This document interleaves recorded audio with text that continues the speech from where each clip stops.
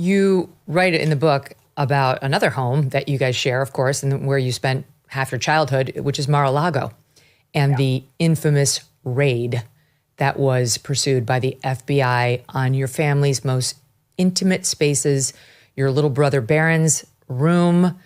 And for you, this wasn't just the outrage that it was for all of us. It was that, but it was deeply personal. And you really write about that.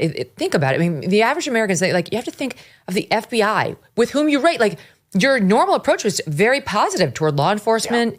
Yeah. And this was just such a game changer, the way they went in there. I cannot imagine that violation.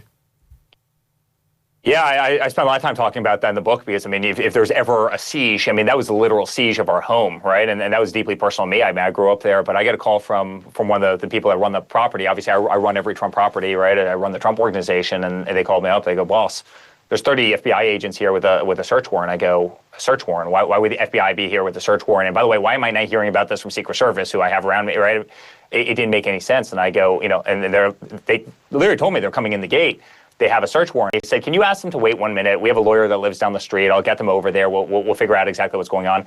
No, and they're demanding that you turn off every single security camera. Now, obviously, a commercial property like Mar-a-Lago has a lot of security cameras. I go, tell them I'm not turning off the security cameras. Why in the world would I turn off the security cameras? And they sat there and they ransacked Mar-a-Lago for hours and hours. And I asked him, I go, does my father know about this? And everybody was just silent. I go, I'll call him now. And so we met in his office. We wrote up that tweet that became so famous. Right now the FBI is raiding Mar-a-Lago.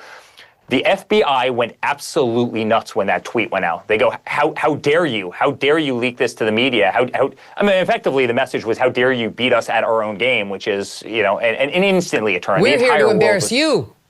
Of course, and instead we embarrassed them, and my father took it right to them, and he did so instantly, and it was amazing, and I'll never forget that. I'll never forget that. And then the aftermath of this, obviously they took HIPAA records, they took medical records, protected under HIPAA.